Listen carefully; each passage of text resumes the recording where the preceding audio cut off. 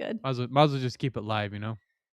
Okay. The best stuff comes organically, you know? I spend But then you gotta edit so much. Yeah, that's fine. I don't do a whole lot of editing, to be honest.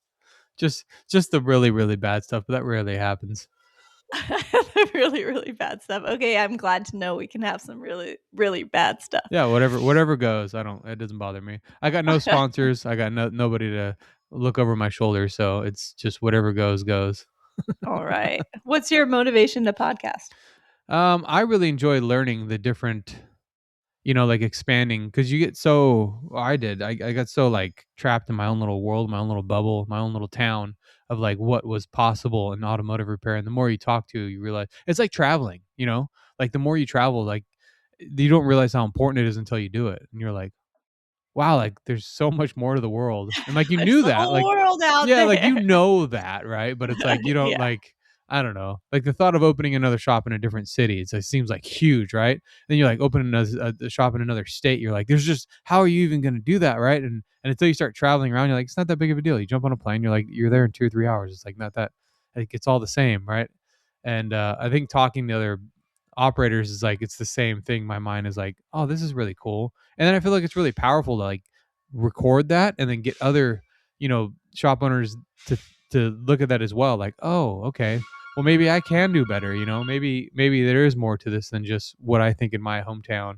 So Yeah, we need shop owners to acquire. By my count, there's going to be 50,000 shops either. Oh, did I say retire?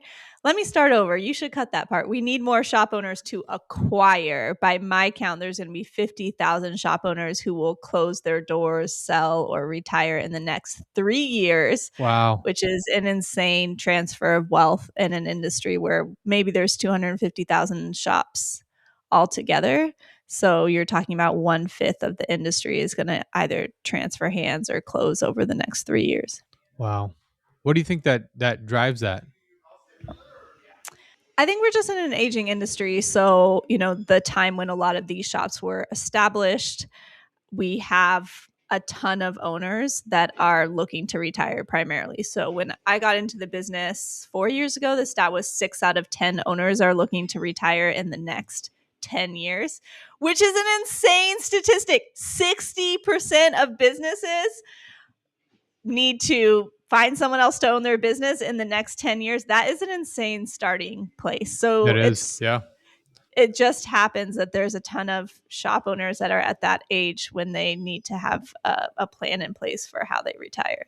Yeah, no, yeah, I think lack of succession planning, not having the next one in line, lack of interest in the field. I mean, it's like it's crazy to hear the like the numbers though, right? Like that's another stuff that I don't really look too much into. So this is like empowering stuff, to like hear you're in the position where you're looking at it, you're in the acquisition and that's like the other polarizing subject too is where, well, what's going to happen then?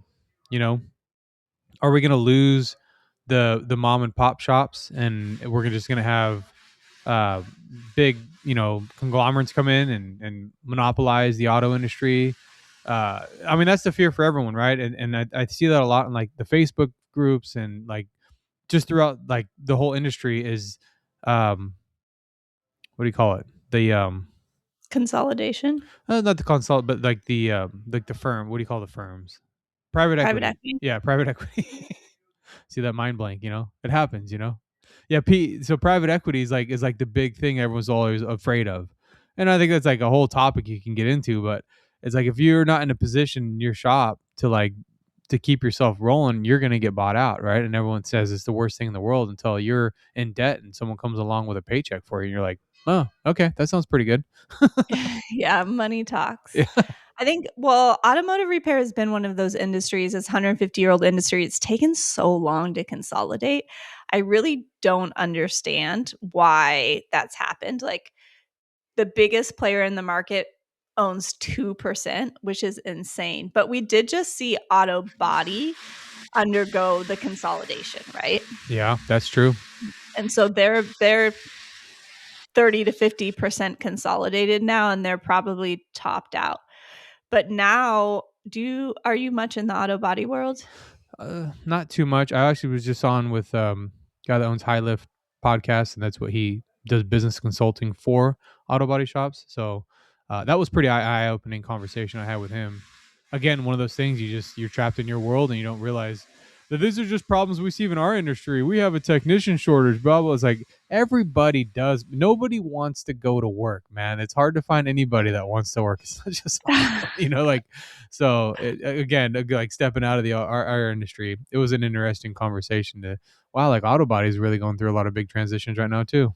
Yeah, they've sort of been through it. And I think auto body, unfortunately, for the industry, has a situation where because of autonomous driving, like wrecks are decreasing.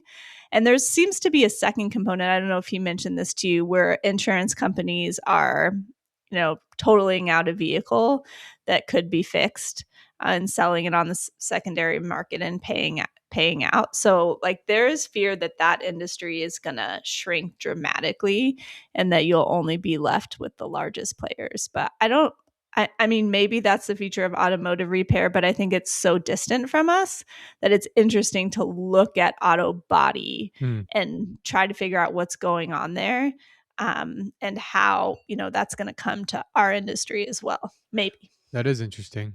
I mean, I say that a lot too with Teslas. Like, if you see when you see Teslas, there's not a lot of Teslas driving around that are like beat down, right? It's like the old Honda Civic with like the bumpers hanging off and like the doors are all mismatched colors. Like that's not really common with Teslas, right? And it's because the people aren't in control of the crashers anymore. I mean, they Hmm. can still get backed into in a parking lot, and there's always the exception, right? But like in general, like I don't really see a lot of like Teslas that are like beat up, like they can control if they're going to get hit or not. And I was watching one of the AI unveiling some of the cars that are coming out, and now they're going to have their own AI maintenance intervals, right? Where your phone goes off, hey, you're due for an oil change, and I'm going to make that appointment for you, and you're due for a tire rotation, the appointment's set, and so the big one I see with auto repair marketing is trying to get on with into Reddit, because Reddit is like filtered through ChatGPT, and ChatGPT is going to be the new marketing guru. Like, because your car's just going to automate where it goes, and it's going to find the first shop that's on AI, and so I can see that point where you're saying that's kind of where auto repair could go, because there's going to be so much maintenance that we're not going to need like this a major repair facility. You're just going to be maintenance, and you see a lot of these lube shops that are popping up and taking over, and that might be the future of it. I don't think But so, let's but not be sad about automotive repair. We just had that. I won't mention their name, but that player with 20 million EBITDA earlier this year sell for a 16x. So it's it's still hot, or yeah. it's hot again. Well, I think yeah, I mean, you speak definitely from a different world, and I'm just dabbling my toes in it, right? Like, um, as a single location, I'm getting to the 3 million breakthrough point, and I'm seeing like the differences that I Nice. have to change the business model, and it all changes. Like it has to. I become the choke point, and that's kind of the stuff I wanted to dive in a little bit with you to see how your transition went through. But um, I think people hear that and they're stuck in this, I don't want to call it a smaller mindset, but like a younger mindset, and they just don't see that. And so it sounds like big fancy words, and they're like, that's never going to happen to me. I'm always going to keep my small town hometown service, and I'm never going to, you know, mark up my parts like that for my customers. And it's like this huge ego beating on your chest. Like it just doesn't make any sense to me. Yeah. It's so speaking from like a different world, it's like, man, with private equity and all that coming in, it's like, well, that's just what the future is going to be. And it's like, you're seeing it right now with the auto body. So it's a great point to bring up. Like, you're not going to get away from it. So you're a business owner, run your business, I guess. I sort of think of this like there will be some holdouts, and I think as an owner and a human, you have to think about what you want your future to look like. So, as condos and apartment buildings take over certain areas, and sometimes there's just a house in between, right? Somebody's little house that they're like, I'm not selling. Yeah. Even though you're offering me 10 times more than my house is worth, I'm going to hold on to it. So I think you're going to see that in automotive repair too. Like some people are going to hold on, and some people want to, spend more time with their family and sort of move on. And for those people, you have to think about market timing. Like when is the market ripe to sell if that's something that you want to do, or even join them and grow. And it's a very personal decision. That's true. Whatever your vision of success is, right? Close the doors and go fishing at 3 o'clock. That's being a business owner, like whatever it That's is. right. Well, Right. speaking of businesses, so Mango Automotive, I guess we could talk about. your success and where you're at. Mango Automotive, you have a few shops around the country. Yeah, we have 8 shops in the Southwest. Nice. Now the Southwest, was that something you targeted? Like how was your background? Did you start in a shop? Did you Was it more acquisition, or how'd that kind of unfold? Oh, good question. I won't take it back too far, but I was in software and I happened to be in automotive software, more on the PDR side, not mechanical repair. We sold to the evil private equity. Honestly, they didn't do well by us, but and I think I needed a break from software, but I knew a ton about the automotive industry, and I saw a huge opportunity in the space, especially with those statistics we talked about earlier, right? The number of owners retiring and what was happening in the market. So I decided to enter the brick and mortar automotive repair space. And as I was calling shops to acquire, the universe had my back. And my third call was to my now business partner, Brian. I didn't know how badly I needed him, but I did. So we joined forces and we did that first shop at the end of the year in 2021. And we've done 7 more. Wow, just hit the ground running. What was the acquisition like? Was it year over year, or did you have a plan, or was it just whatever popped up you took advantage of? Did you do 2 3 one year? Or how did that plan kind of work out? Oh, the flow. Yeah. I think we have always been limited by our cash flow. So we can own that's been the number one limiting factor in acquiring shops. So as we're acquiring them, we do a lot of what I'll call creative deals where we just try to understand what the owner wants and what we want and how we can get the owner what they want. And so, yeah, pretty spread out, I guess. The first one in that at the end of the year 2021, we did 2 the next year. We sort of done, 2 about every year. And about half of them have been turnaround. So shops doing less than $1 million a year that we really had to grow. And about half of them have been more cash flow positive when we acquired them. Now you're, I would say, close to being a veteran in this sport at this point with like taking over shops, and I hear a lot of it's easier to start one from scratch, or it's easier to buy one that's failing and restart it. In your opinion, what do you look for? What? Who tells you it's easier to start one from scratch and why? You're asking the wrong person, but I like to get that out of the way because it's definitely something that I hear r- murmurs of, right? I'd rather start it from nothing. It's harder to take one and rebuild the staff and rebuild the location and rebuild all that. So when you're looking What? for when you're looking for one that's, say, down and out, what are some, and I don't want to like have you give away all the secret sauce, but what are some I'm like happy to do it. There's 50,000 shops to acquire. I can't acquire them all. You got to I do a can't few take for over the me. you got to I cannot take over the world. What are some red flags you look for, and then some green flags where you're like, oh, this is definitely worth the extra investment because of A, B, and C, or whatever it is. Okay, first of all, if you have only done greenfield, so open new shops, please write me an email and explain to me why, because I don't understand. I There's don't a either. few locations that don't have existing automotive repair shops, and I really want one in these key locations. But when I, project out the financials of that location, it's going to take us so much to get off the ground that it never feels worth it when I can acquire something that already has customers, already has employees. And I know that location is going to work because they have been Mhm. it has been working there, right? So acquiring a cash flow positive business always makes more sense to me. The ones that we've done that have, been turnarounds have been happenstance, or, we just couldn't turn them away because they looked good. But when we look at an acquisition, we look at a few things. So of course, we look at what revenue they're doing now. We also look at the profit they're doing now, and that's largely how we value the business. Although when we take it over, it's going to be a completely different business, so the profit numbers will look different because we run our business differently. But some other things we consider are what location is it in? So we have our marketing team do a deep dive analysis on the customers in that area.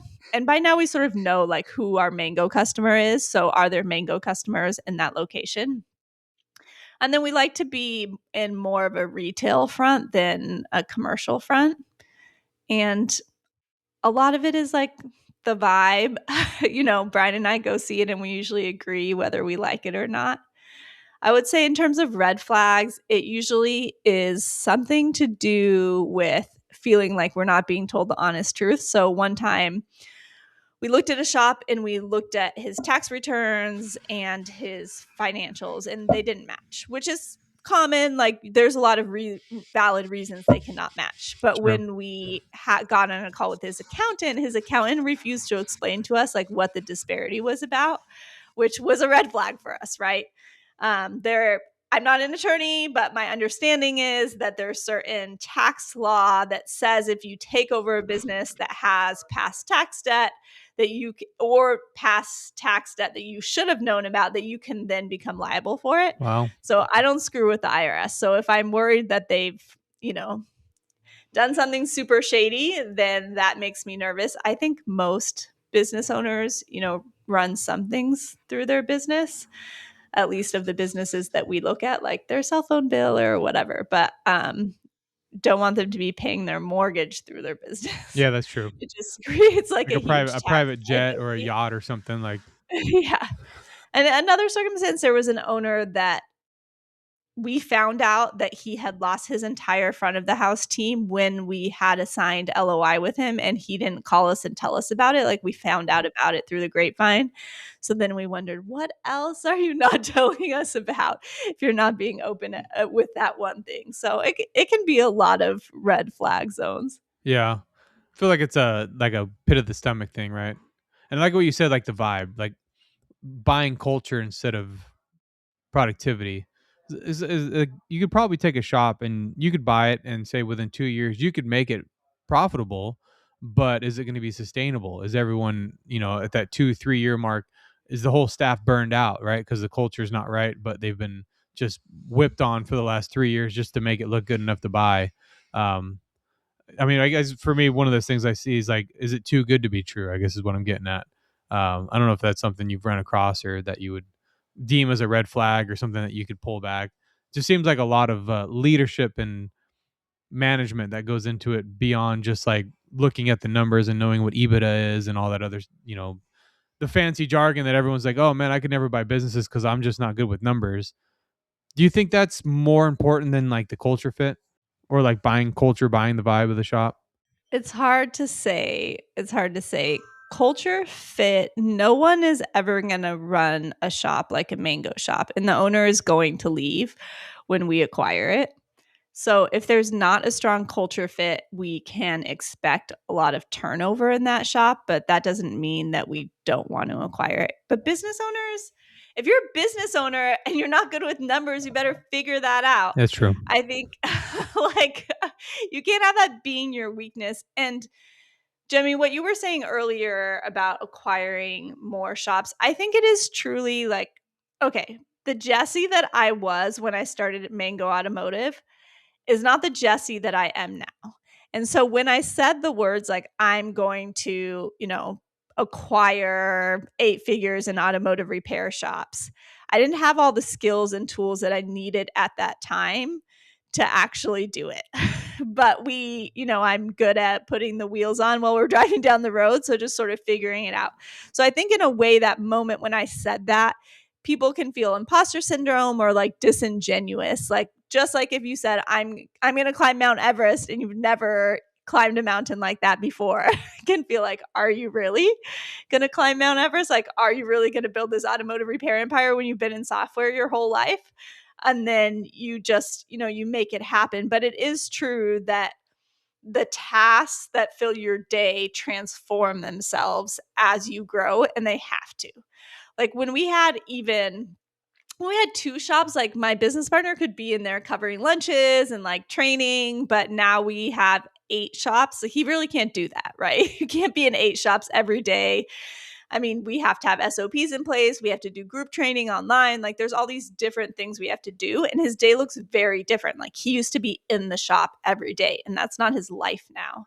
So you do kind of have to want that transition, right? For someone who's still answering phones and knowing their customers and turning a wrench, if you choose to grow and acquire those 50,000 shops out there that need to be acquired, that can't be your life anymore. So I have full respect for people who want to be in their shop every day and like that's their shtick. But we also need people who want to step up and own more shops and create generational wealth because we have to keep serving our customers. Absolutely. Well said. Yeah, that's the imposter syndrome, and that, I mean, that's that's crazy because it just hits so personal because it's true. You can't be you can't be Michael Phelps unless you turn into Michael Phelps, right? Like you can't be a swimmer. You can't, like you said, you can't be a mountain climber without becoming a mountain climber, right? And that becomes your habits have to change. You have to wake up at different times. You have to eat different. You have to exercise every day.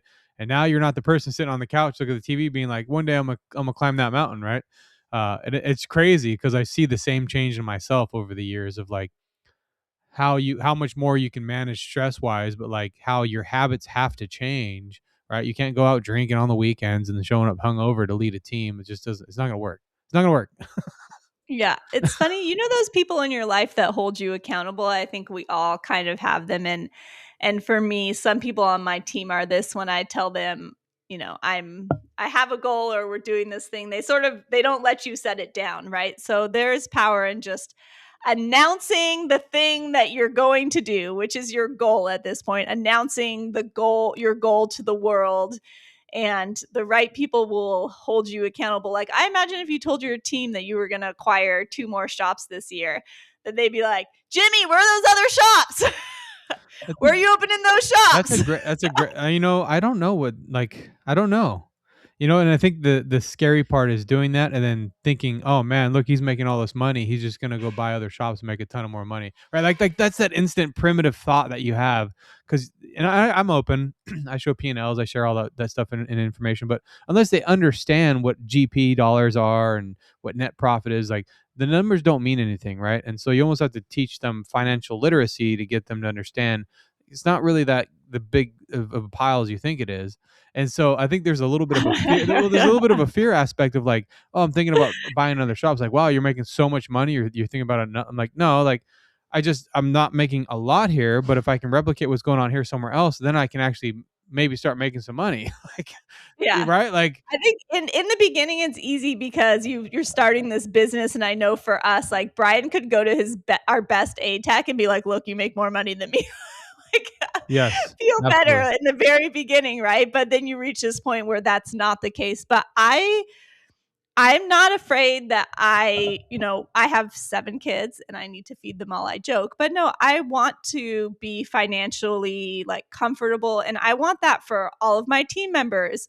And I don't think that there's so much money in the world and it's all flowing and I don't think that there's this limited amount. But I know that feeling. It's like if you drive a brand new truck up to your shop, like, you might get some words. But you know what I love now? Like we just got a picture um, of one of our team members, one of our shop forums, that of him with his new truck, this truck he's wanted for a long time. And he's like, "Thank you, Mango. Like, you helped me. Like, I couldn't have done this without you. Wow. Like, you gave me this position as foreman." And I love those stories. Like, I love to hear our team members, buying new cars, buying houses, like living their best lives.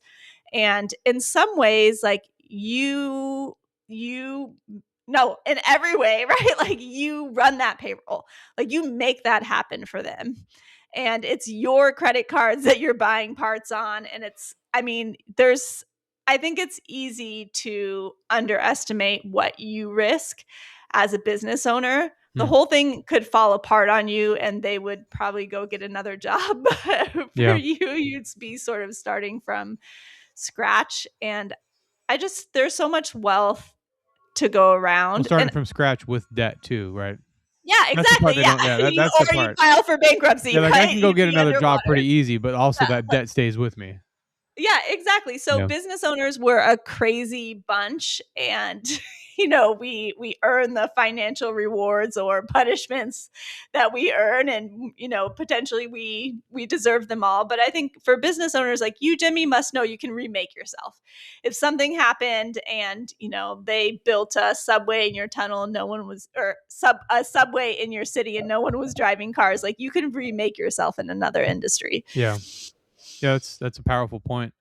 I mean, I and back to like feeling guilty. Like I'd for a long time I'd feel guilty just eating lunch, right? Like if the guys see me eating, it's like a sign of weakness, right? And so I'd go sit in my car and eat my lunch as fast as I can, and then come back so it didn't look like I was taking. I mean, it's and the evolution changes over time, right? And you slowly start feeling okay. And I think it's people, right? Like you start getting the right people, and then they kind of want you. Hey, why don't you go take a break, man? You should go on vacation, and then the old adage of like, hey boss, when are you just going to get out of our way so we can just do our job, right? I hear that a lot. It's not somewhere I've been yet, but on the subject of people, that's something I wanted to ask you too. Is the ego of having a big staff, right? And if you've never hired the right people, I haven't understood that the right people can take the position of like three people. So you're thinking, well, okay, if I'm only doing this with one, maybe I should hire 4 or 5 or 6 more techs. What's been your like struggle, or like what have you kind of experienced when it comes to hiring technicians or just people in your shops? You know what the crazy part about hiring people is when you're growing? There's a moment when you think, and Jimmy, I don't know what your role is in your business, if you're an owner, if you play any other roles, but let's say you're service advising. There's a moment when you think, I can't hire someone to be the service advisor manager of this shop because that's my role and I'm really effing good at it. Like, no one is going to be as good as me. But I think part of what we've done right, the biggest thing we've done right, is look to hire someone that's better than us at that role. And shocker, every role I've hired out, there's someone that is better at me than that thing that I was doing, even though I thought I was the best. Yeah. So that's sort of like a letting go of ego for growth's sake, right? Being willing to give something up. And maybe there's this feeling, or maybe we have this internal subconscious feeling like we better be working to the bone. We better not be eating lunch. We better be there at 4 a.m. and leave at 8 p.m. so we can deserve, what we have. But I don't think Prove it our has to worth. be that way. Exactly. Like you're proving your worth every day. But in some ways, you just have to get that from inside of you. Like you're valuable. You employ people that rely on you for their paychecks to support their family. You found a way to keep the shop opening, even though there was that time you couldn't make payroll, that time you didn't know how you were going to pay off your parts bills. Like you always make it happen. And that's really you just have to find your worth inside. I feel like this is so preachy and just like about growing as humans, but I don't know, for me that's been like my career journey. It really does, like you have to be a new version of yourself to advance in your career, or you'll just stay where you're at. I think it's spot on because that's exactly what my thoughts in the last few years have been. It's been about 10 years for me, and it hasn't been to the last few years of like realizing there is no there is no listening to one podcast, there's no silver bullet, there's no like, there's no like one thing that you can do. And for a long time I was guilty of going to the trade shows and going to the coaching seminars and getting a coach and every month just waiting for that answer that's going to fix everything. And it's just all of a sudden like you have the realization it's like nobody can do it for you, nobody can fix it for you, no one's going to tell you what to do, and I mean I still have situations now where I'm like, okay, so how do I handle this situation? And it's like what you just said, well, look at all the situations I've handled before. Like my decisions is going to be my decision. It might be wrong to somebody else, but it's going to be right for me. And I just have to figure it out and keep moving forward. And if I keep listening to somebody else's answer, then eventually I'm always going to be having to listen to that answer, right? And it's like, and so with like auto shop coach, I think coaching is important, but I think two people take it too literal, right? And it's like, so without the coach, what are you going to do? You have to eventually change who you are to be able to make that decision on your own. And I mean, that's like the hardest thing in the world. And it's like, I think that's why we all ignore it, or I ignore it. Like, no, it's just business. It has nothing to do with me. Like, I'm doing the same thing everybody else is doing. I listen to these things and I do what they tell me to do. How come I'm not getting the same results, right? It's because I just haven't changed, and so it's Yeah. huge. I think to add to that, one thing that is super important as you're growing is I have no idea what I was going to say, but there we go. Just lost it. It'll come back. It always comes back. Yeah, I mean, going back to like the people, I guess the people in the process. So talking about more of like the shop growth with people. Do you find it? Um, did you find yourself trying to hire more people or more bodies to make up the growth, or did you quickly realize I don't need that many people? I just need the right people. Yeah, I think for me, that adage of hiring someone that's better than me has really, in this business, something that I've done right. So I have very much been I say lucky, it's like luck is fortune and you make it, but also you're lucky that you found that person that's Yeah. amazing at their job. So that's been Well, it's got to be good. good intuition too, right? Realizing Yeah. who you're looking for instead of just taking a breath and not Yeah. just taking on a warm body. And I think that's I the think I'm pretty good at running the numbers too. I remember the first time I ran the numbers and said, okay, this is what each technician costs per hour that they produce, right?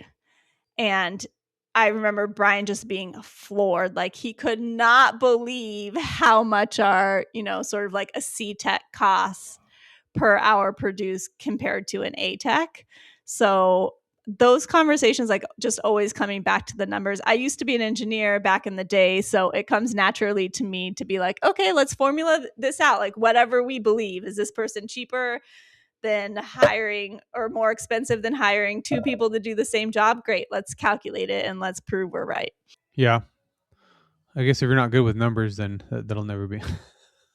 Okay, Just use if you're that. not, Just use that as a crutch for your whole life if that's what Jimmy, you think. are you good with numbers? I am. I feel like I am good with numbers.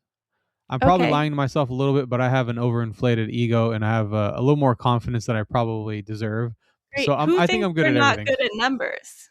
Uh, it's an ongoing thing with when you step into like coaching realms, and I've done a lot of coaching, and you sit in like group meetings, and I don't know if you've ever been a part of group processes where they take all the shop owners and put them in one room, and then you go talk after, you go have drinks, whatever, and they're like, guys, man, I just don't understand. I don't understand these numbers I'm supposed to, because I've never been good with numbers.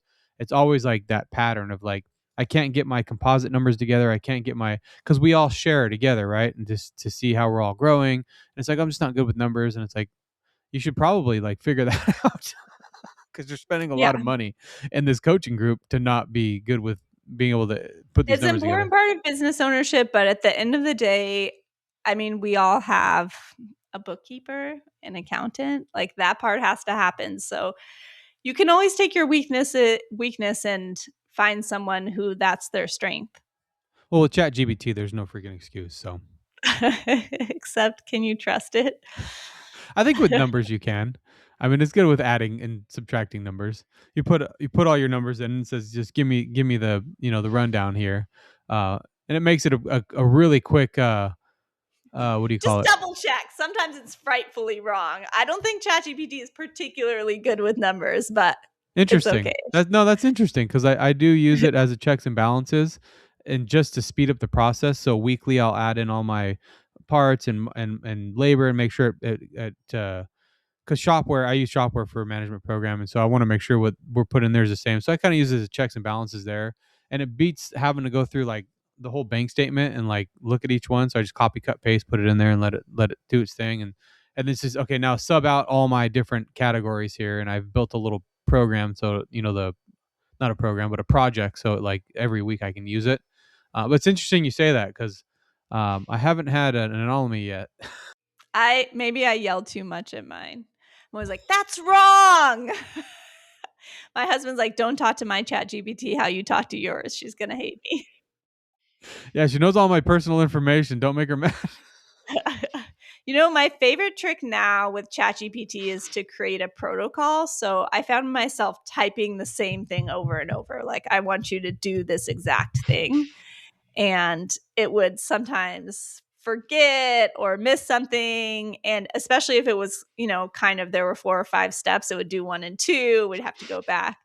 So now I'll put all the steps in. It sounds like that you're doing this weekly. You put all the steps in and you say, okay, this is the Jimmy protocol. And then next time you want to do it, instead of typing all those steps out again, you can just be like, refer to the Jimmy protocol. And here are the numbers that you need. Do the Jimmy protocol, please. And it's a little more consistent that way. Oh, that makes sense. Yeah, I guess the prompts are the most important part of it. Yeah, although they're fading a little bit. Well, it I sounds like think. it's something you use a lot as well. So, I mean, if you're not using chat, you should at least be playing with it, right? You use it a little bit. Yeah, even our advisors, like, we have them use ChatGPT. So I think it's a tool that a lot of people are getting used to using these days. Yeah. When talking about like moving into, we talk about like the different shops and not being able to get to each location. I think accountability is like the biggest thing that pops up in my head. And maybe those listening is the same thing. Like, how do you like, if you can't be at every location every day, how do you keep people on track or like keep them accountable? And I'm familiar with SOPs. I think of most of this point in time with ChatGPT, it's very easy to write one up, right? Standard operating procedure. You write it down. This is how you do it every time. And they do it the one time, and then they do it the second time, and then like the third time, they throw the piece of paper in the garbage and they go back to what they were doing, right? Especially when the boss leaves the building. How's that something Yeah. you've been able to assess or keep control of? Well, we have 6 standard operating procedures that cover the basics. And what we found is that anytime a shop is struggling, one of those things is usually out of alignment. It's not that many things. And I think the tendency of a shop owner is to be exactly what you said. Like, I taught you that 3 days ago. Like, why are we not doing it? Well, we're all busy. We're all human. We forget things. We go back to our defaults so easily. So having 7 children, I think my policy is just children are humans, my employees are humans, we're all kind of the same. So we're just going to talk about these 6 things over and over and over and over again and never figure that they've been learned. So, and we have, now I have my business partner who's COO, and we have a district manager who's really going around training. So they are being trained in person. And we have our bi-weekly check-ins with the team where we're talking about, one of these 6 daily core processes, and they're accountable to it's a piece of paper, it's a form they fill out every week, but we want to make sure that the managers are staying on top of the numbers that are happening inside of their shop. So they fill it out mostly for their own sake, but that's something we share and discuss with them as well. Okay, so you've kind of kept it more simple than over complex. I feel like with SOPs, it becomes very you come to a point where you're starting to write SOPs for common sense, right? When you walk out of the door, make sure the door is shut behind you and check it to make like, and you're like writing this down, like, am I really printing this out right now? To just and it's at that point in time you realize like, well, maybe these aren't working. Maybe I've overcomplicated it, right? Uh, and so it sounds like you've kind of simplified that process to just reflect on just what's really important. How did you come to that conclusion of like knowing what's important and not overcomplicating it? Okay, I told you that I used to be an engineer, so I'm always like, I want to figure out what the answer is. So I one of the things I'm in charge of is marketing. So if a manager tells me like I don't have enough cars, then if that's because they don't have enough calls, that's on me. So I'm like, okay, let's break it down. So then we're going to look at the calls that are coming in. We're going to look if they're being sold to the curb, if those are converting into actual customers. That is a problem a lot of times. We're going to look at when they're converting to actual customers. Are we doing the triage process? Are we inspecting those vehicles properly? Are we getting them in and out? When are we doing the sales process? Are we selling? So it's just, I mean, it is not a complicated process. Like, owning a business feels, it's a lot, and there's a lot of moving pieces. But in terms of, getting the work in and out, it is fairly straightforward, is it not? It's a fair way to bring it up. I mean, that's there's like two different ways you could look at it: the 30,000 foot view, and then the day to day sitting at the office desk, looking out of the door on into the shop floor. Right, looking out on the shop floor, it's like I can see every dirty rag and every nut and bolt and everybody running around. But then you take that 30,000 foot view and just think about it. Like, you just have to answer the call, convert the call, right? Get the car in, inspect the car, sell the process, sell the repair, and then quality control, wash it, or whatever it is. Yeah, Yeah, QC, it's like yeah, it's and simple when it's streamlined like that, but it's every step of the way requires its own complex complexity. And for me, maybe that's where I overcomplicate it, because you look at every single one of those steps, and then you want to write a SOP for every one of those steps, and then before you know it, you have 145 different policies that you're expecting everybody to remember and read and learn. And so that's where I mean, where like it's kind of overcomplicated, and maybe having to take that step back. I'm like, okay, just as long as this job gets done in this amount of time, that's all we're really worried about. I think maybe that's kind of taking your hands off the wheel a little bit.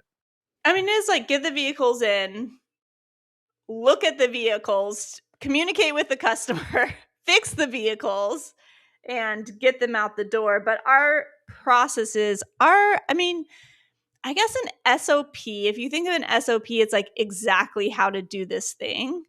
But a process is more like the headline of an SOP or like the guiding light of it. So our SOPs are like number one is constant use of the production board, which I think is familiar to most people. Big whiteboard, like magnets with each vehicle on it, like move it down the path as it goes so that we have a visual reminder.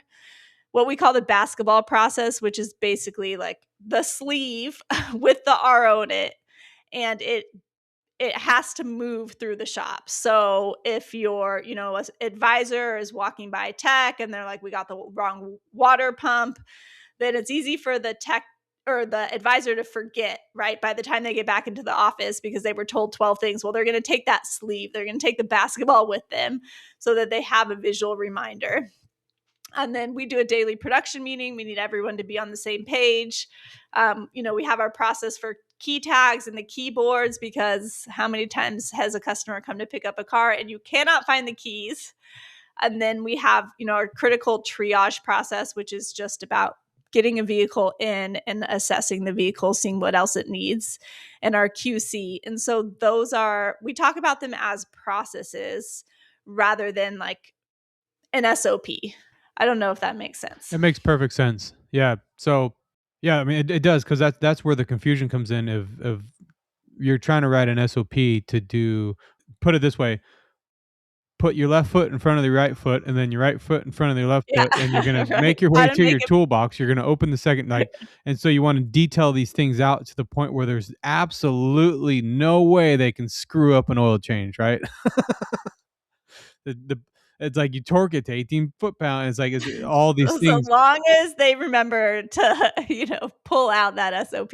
Yeah, and then read it line by line, step by step. So more of the process it sounds like it's more important than the actual event being taken place, right? Where your QC process, as long as the QC process, whatever that ends up being in that store, make sure that the car doesn't come back. The QC process has it's confirmed, right? It's like it's doing its job. But if that process fails, do you step in to rewrite the procedures in that process, or is that more of the management side, or how does that look like once that process fails? Yeah, if one of the processes fails, like let's say, okay, there's the QC check. So every vehicle has to be QC'd by the technician who performed the work and a secondary person, which could be the foreman, the manager, the advisor. So let's say that doesn't happen. Then we just have to do our job more. We're like, remember the QC check. Like, why didn't this happen? Oh, we were busy. We were closing. Like, we didn't have time to QC that one. Like, okay, the QC always has to happen. So it becomes, the what was wrong is we just skipped the process, which can happen. So that's why it's just constant reminders that there's only six things. These are the six ways that these are the six processes in our shop. So, you're accountable for them. And yeah, you missed it. So we're just going to remind you about that process again. Yeah, it seems like you're fairly easygoing in the process too. I feel like a lot of the time you write this stuff down, you expect it to be done. For me, I expect it to be done, and it's very easy to take it kind of emotional or get emotional about it, right? And you're like, we've gone over this so many times. Like how, like what happened here, right? And leading in an example of taking it, like you said, like they're human. You're gonna make mistakes. You're just gonna go over it. How I don't know the right way to frame this, but how do you go about correcting that behavior without coming across too strong, or do you, or what is your strategy for that? To like, is it just a simple reminder? Hey, you guys screwed up. You didn't get the QC process. Remember, we didn't. You have a quick meeting, or what's the most effective way you found to get them back on track after that? Like, do we pluck their toenails out to punish them? Yes, No. yes. Now we're talking. What do you use? Like, is it like a special set of pliers, or how to? I, look, I mean, I think that the important part is who's on your team. And for us, we say you only have to have, one thing to work for Mango, and that's a growth mindset. Hmm, And with being willing to grow and learn comes humility, comes a positive attitude, right? So there is an assumption that our team wanted to do it right. And there was a reason in the moment when they felt like they shouldn't, or they simply forgot. So we're not punishing them for making that error. If someone punished me every time I effed up, like, could you imagine? I F up every day. Like, fair someone was point. like plucking out my toenails every time I effed up. Good God. Like, I don't want to be there anymore. Like, when we started Mingo, we were like, no assholes, have fun. And it's silly. Like, we all work hard, and not every day is the best day. But we really believe that, like, we want our employees to come to work and be happy to be there and to have a good time. At least some of the time, right? Most of the time. So Yeah. we don't want to create an environment where they feel like that's not what they want. Now, can you have someone in your business who doesn't have a growth mindset, who isn't a positive person, who, is not going to ever do things different because they think that your way is the wrong way and they have no respect for authority? Yeah. Then that person probably is not the right fit for the Mango team, and we release them to go find another, business that is the right fit for them. But for someone who's the right fit for us, like, if they screw up, okay, that's part of business. Hmm. Yeah, I think it's the emotional aspect of, you feel like maybe you release the reins, and I mean, it keeps coming across like we're out there whipping these people right now, but I'm a fairly easygoing guy. I mean, we do company barbecues. I have a lot of benefits for them. I try to do a lot of games and, like, involve their family and stuff like that. So we try to build that really good culture. But then it gets to a point where it feels like maybe they're not wanting to do the process anymore because they feel like they're above the law, in a sense, where it's like, oh man, well, me and the boss get along real well, and I'm sure he's not going to matter too much if I skip this one, and I'm just kind of having an off day. And in that moment you feel like you're kind of taken advantage of as the owner, right? Because, man, I'm like, at the end of the day, I do give you paycheck, and like I do these things for you, and like, you've been here this long, and you know what we're supposed to do, and then you got to ask them, so why wasn't it done, and how can I help you make sure that doesn't happen again? And it's like, oh, I just screwed up. It's like, I mean, I understand you're a person, but that's not a valid excuse, right? It's like, I mean, but let's I need a look at it. better Let's look answer than that. if you have someone who's not QCing and you have jobs coming back, like, let's look at the data from that. Now you're busy doing this job, and I don't know about you, but we pay our technician to do it the second time, Oh my god, yeah. right? So maybe there's not a disadvantage to our technician, but what about his team? Like, does his or her team, like, do they care about their team? Because now you have your, advisors who are getting paid on GP, who aren't getting, they're not getting a piece of that, where if it was a fresh job they would. Or what about this customer? I think at the end of the day, like, your employees do want to serve the customers. Like, they don't want, who wants to screw up and, like, do a job twice, right? Like, your Yeah. customer had to come back, your customer is unhappy, like, let's look at this review. So a lot of times we'll take it back to the data and, look at how it's affecting our company to have these comebacks. And it is true, like, when you implement a new process, it is really hard. There's a ton of pushback, even if it's something that should have been done, even if it's something that's good for them, that's going to help the business, because we're just used to doing the way that we're doing it. Yeah. So there is a lot of, like, explaining why we're implementing this process and how it's going to be good for everyone and just getting buy-in for that process. That's gold right there. Do you think that's like something that's lost in a lot of the shops that never really project like beyond that $1 million threshold of constantly getting like the new shiny objects? Like, well, I put in all these processes, I have all these procedures, I did all the things that everyone's told me to do, but they don't take a step back to like reinforce and make everyone buy in on it. I mean, I guess for example, I've just recently put in a 10-hour a month training incentive, where on your own time, I need you to do 10 hours of training. Like, this is your career. So go home and spend 10 hours this month on your own time. I don't care if it's a YouTube video, a TikTok, like a Facebook reel, like just spend some time learning, like seeing what these other techs in the fields are doing. And I've gotten a lot of pushback from it. And it's like, it just blows my mind, right? Like every experiment I have in my life, I'm learning how to be a better business owner, a better leader, right? And I'm still trying to make sure I'm staying relevant in the technician auto field. So it's one of those things where I guess I haven't really spent the time to make them understand why it's important. um, but it is Okay, also but if also remember, Jimmy, like if they were you, they would be doing your job. Like if their brain worked how your brain worked, mm, they would be a business owner. there it is, just right to the heart of it, I mean, that's very true. I mean, that's what it is. If you don't have the buy-in to want to succeed in it, um, yeah, I mean, but they want it's a to, complicated thing to try to wrap your mind because you try to take yourself out of your own head, and that's a hard thing to do. well, yeah, just you got to ask a lot of questions.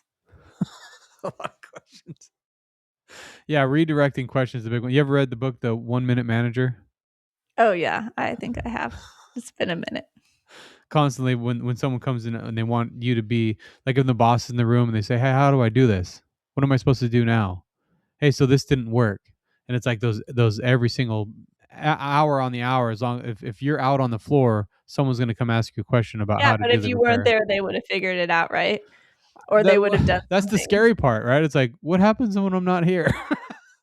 That's the scary part, right? Like, what do you guys do when I'm not here to correct this? Do you just walk around and wait, not get the job done?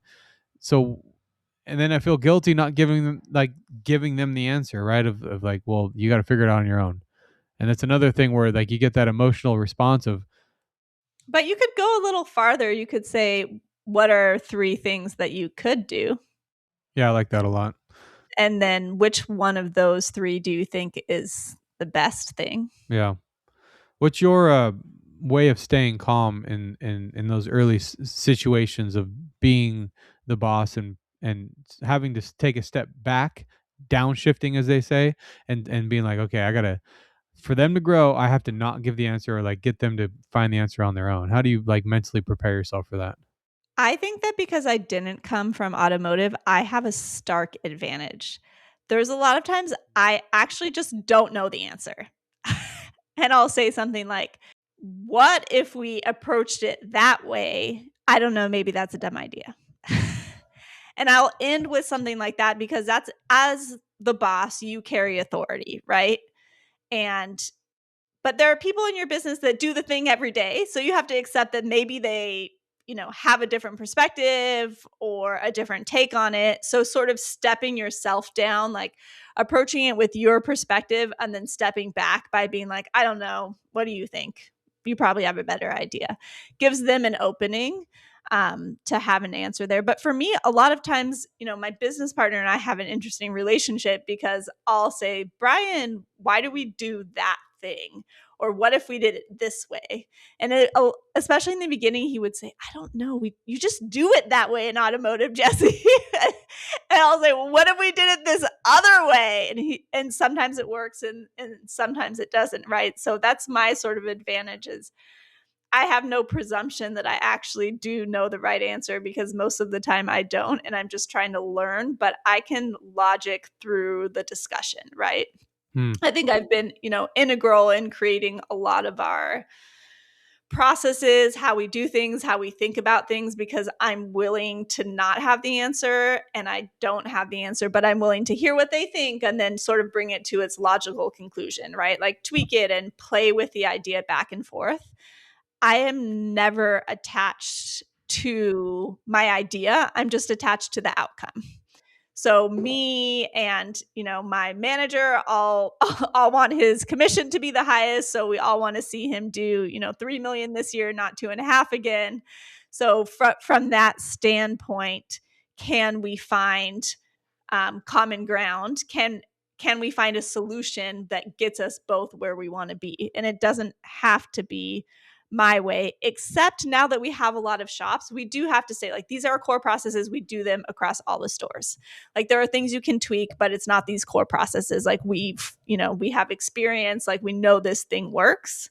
So this is what we're doing here. The non-negotiables, I guess they call it. Huh? Yeah. Yeah. Sort of baselines. Got to make sure you're not the smartest person in the room. It sounds like that seems to be a going trend. Yeah. Surround Well, yourself with people that are smarter than yourself. that are smarter than you. Yeah.